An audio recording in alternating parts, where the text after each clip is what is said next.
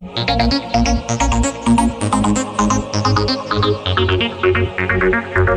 everyone, I'm Shibra and I welcome you all to our channel YT Prep Up. Today in this video we are going to do some questions of statement and assumptions. तो statement and assumptions में क्या करना होता है कि कुछ statements given होते हैं and कुछ assumptions given होते हैं, ठीक है। तो हम लोग को decide करना होता है कि कौन सा statement implicit है और कौन सा नहीं है। तो वो हम लोग कैसे decide करेंगे कि implicit है या नहीं। तो मान लेते हैं कुछ statements given है, ठीक है, and it will be followed by some assumptions.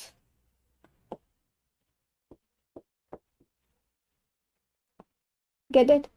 तो हम लोगों को क्या करना पड़ता है कि जो स्टेटमेंट है हम लोग चेक करेंगे वो रेलेवेंट है या नहीं स्टेटमेंट से। अगर रेलेवेंट है तो वो फॉलोड होगा, बट अगर रेलेवेंट नहीं है तो फॉलोड नहीं होगा। Relevant means directly related to the statement. Statement जो कह रहा है उससे अगर रिलेटेड है असम्पशंस तो वो फॉलोड होगा। और हमेशा हम लोगों को लॉजिकली चेक करना है।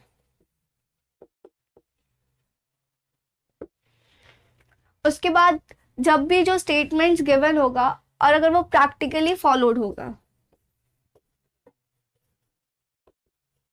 तो वो भी फॉलोड होगा। बट सपोज कि प्रैक्टिकली फॉलोड है स्टेटमेंट से बट वो रेलेवेंट नहीं है तो वो भी फॉलो नहीं होगा। इन कुछ बातों पे हम लोगों को फोकस करना है और तब सॉल्व करना है। तो read the questions carefully and try to solve it.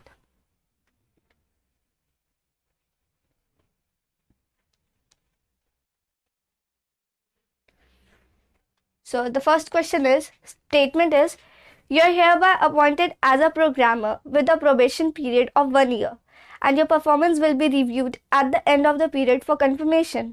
Align in an appointment letter. So assumptions given है. The first assumption is the performance of an individual generally is not known at the time of appointment offer. Second is generally an individual tries to prove his worth in the probation period. Now what we have to do is कि statement क्या दिया हुआ हम लोग पहले वो ध्यान से पढ़ेंगे। तो उसमें क्या गिवन है कि जब भी किसी प्रोग्रामर मान लेते हैं कोई प्रोग्रामर उसको अपॉइंट किया जा रहा है, कंफर्मेशन लेटर मिलता है, तो उसमें क्या होता है कि कुछ ओवर सम टाइम स्पैन उसमें होता है कि you have to prove yourself, right.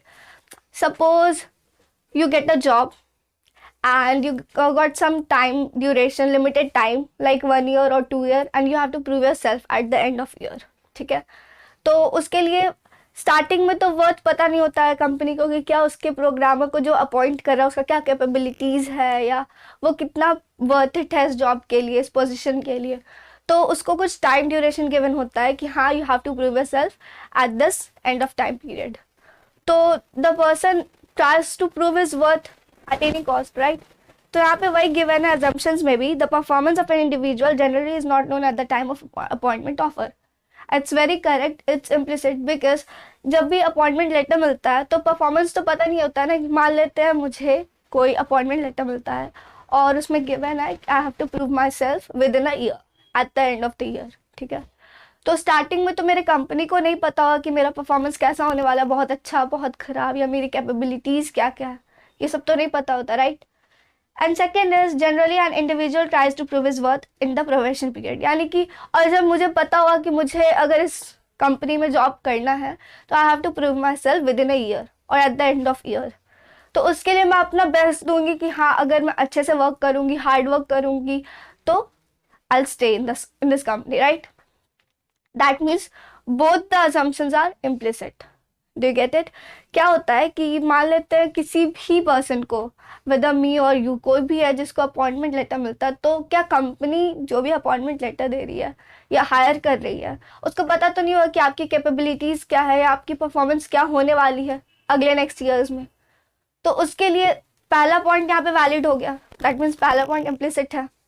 Next क्या है कि generally an individual tries to prove his worth at the probation period. तो उस पीरियड में आप ट्राई करोगे खुद को प्रूव करने का, yes I am capable of this position, right. तो दोनों ही assumptions क्या होंगे, इम्प्लिसिट, यानी कि बोथ 1 and 2 follows. करेक्ट, यानी कि both 1 and 2 are implicit.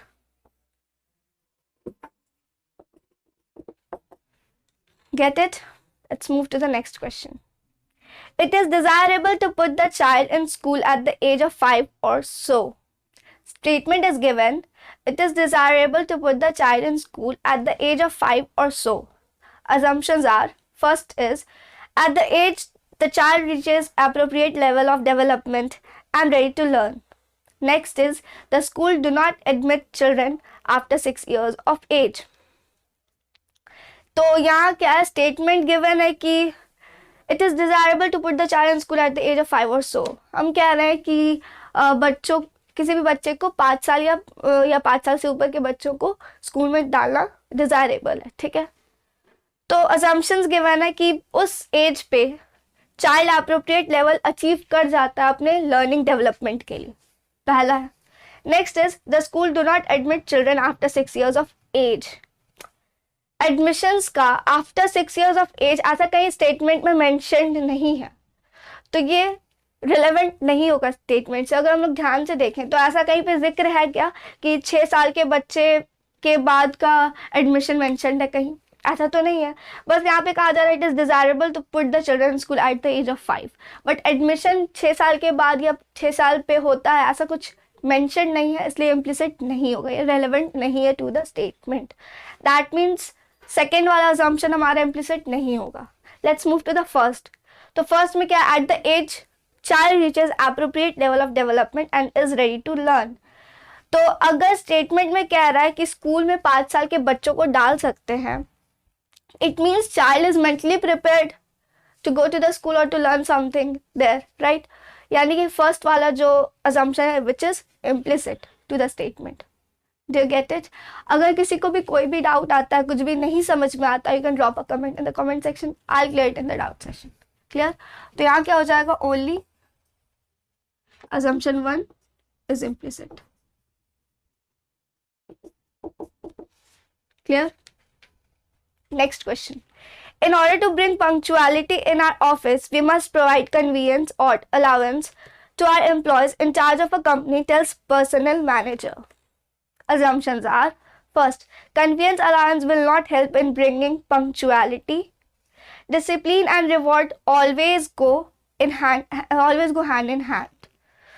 तो यहाँ पे क्या स्टेटमेंट में गिवन है कि पंक्चुअलिटी ऑफिस में लाने के लिए we must provide conveyance allowance to our employees. ठीक है, ऐसा कौन कह रहा है कि इंचार्ज ऑफ कंपनी कहता है पर्सनल मैनेजर को कि हमारे कंपनी में पंक्चुअलिटी लाने के लिए हम लोगों को कन्वीनियंस अलाउंस देना चाहिए हमारे एम्प्लॉयज़ को, राइट?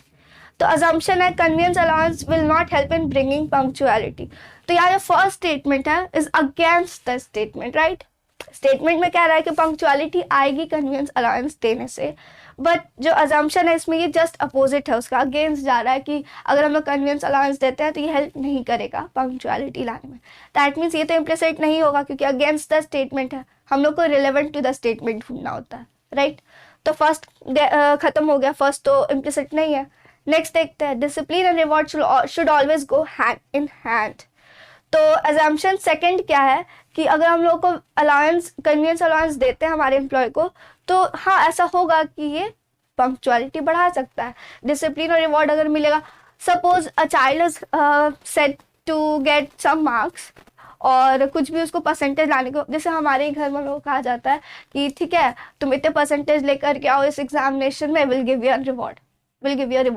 तो कुछ भी होता है रिवॉर्ड में, चाहे वो चॉकलेट हो, कुछ भी हो, वो पेरेंट्स डिसाइड करते हैं. तो बच्चा भी खुद को प्रूफ करने का पूरा कोशिश करता है कि हाँ मुझे इतने परसेंटेज लाने हैं, फिर मेरे पेरेंट्स मुझे रिवॉर्ड देंगे. सिमिलरली यहाँ पे भी क्या है कि अगर अपने आप को प्रूफ करेगा, अगर अच्छा करेगा, कन्वीनियंस अलाउंस उसको मिलेगा या कुछ रिवॉर्ड मिलेगा हैंड इन हैंड, तो कोई भी एम्प्लॉय अपने आप को बेस्ट प्रूफ करेगा, पंक्चुअल रहेगा, हर कुछ सही से करेगा, राइट? एट द टाइम करेगा, तो ये इम्प्लिसिट हो जाएगा. That means assumption 2 will be implicit, यानी कि only assumption 2 is implicit. Clear? Next question. Unemployment allowance should be given to all unemployed Indian youth above 18 years of age. Assumptions are, first, there are unemployed youth in India who needs monetary support.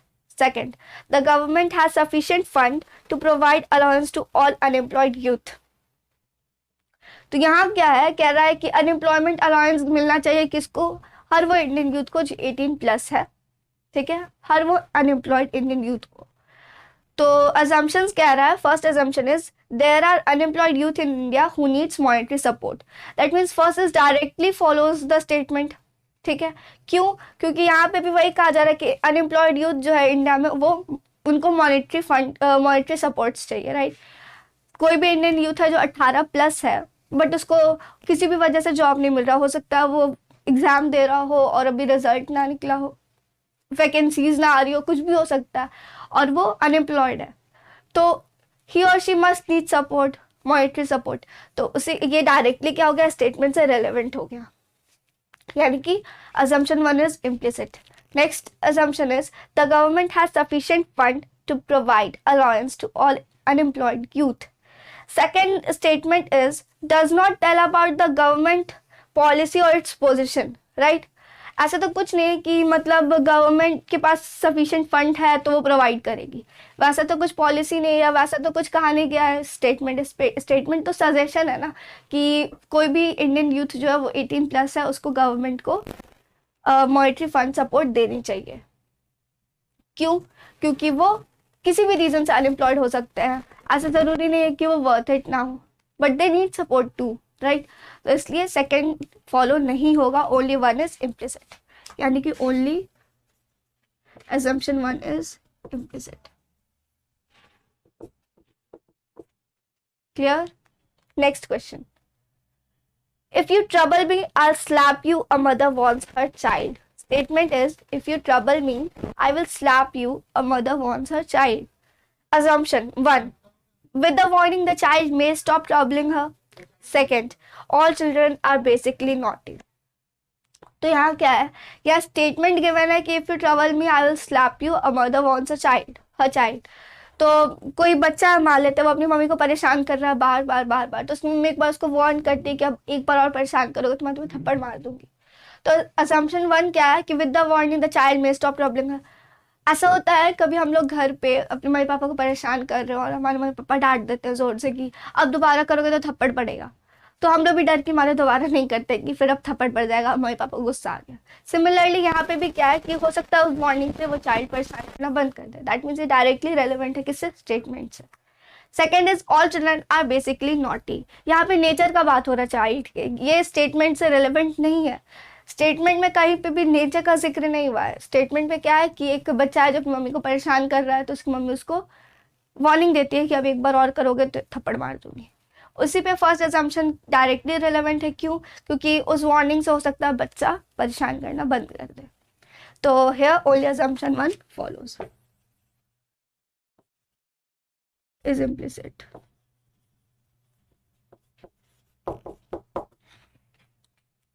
Clear. Next, detergents should be used to clean clothes.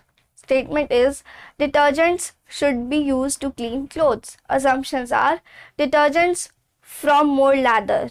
Detergents help to dislodge grease and dirt. ठीक है, तो यहाँ पे क्या है कि detergent के बारे में स्टेटमेंट में कह रहा है डिटर्जेंट यूज होता है कपड़े धोने के लिए, ठीक है, कपड़े को क्लीन करने के लिए. assumption 1 है कि डिटर्जेंट फॉर्म मोर लैदर. ऐसा तो कुछ नहीं कह रहा है ना कि डिटर्जेंट करता क्या है, कि वो लैदर फॉर्म करता है या कुछ भी, वैसा तो कुछ यूज नहीं है यहाँ पे, स्टेटमेंट में गिवन नहीं है. ठीक है, फॉर्मेशन क्या कर रहा है ऐसा तो उसके बारे में कुछ भी जिक्र नहीं है. दैट मीन्स ये इम्प्लिसिट नहीं है. सेकेंड क्या है, detergents help to dislodge grease and dirt. अब कोई मान लेते कोई क्लोथ है उस पर मैंने ऑयल गिरा दिया, ठीक है, तो अब उसको हम लोग डिटर्जेंट से जाके धो लेते हैं ताकि वो साफ हो जाए. दैट मीन्स ये वर्क है उस डिटर्जेंट का कि वो क्लीन करता है डर्ट और डस्ट. तो यहाँ पे भी वही बात सेकेंड में क्या गिवन है, detergent helps to dislodge grease and dirt. That means it is directly implicit, directly relevant to the statement. तो only assumption 2 is implicit. Do you get it? Am I clear till here? Because ये बहुत easy topic है अगर इसको इस पे grip हो तो, otherwise it may cause some problem for you all. तो इसके लिए बहुत सारा प्रैक्टिस करने का ज़रूरत है। एंड आई होप सबको समझ में आ गया होगा कि अब हम लोगों को कैसे सॉल्व करना है, कैसे हम लोग फाइंड करेंगे कौन सा इम्प्लिसिट होगा असम्पशन, कौन सा नहीं होगा, क्या हम लोगों को चीज़ों पे ध्यान देनी है। ठीक है, तो आई होप सबको क्लियर होगा। If you have any doubts you can drop a comment below. Thank you for this is all for today.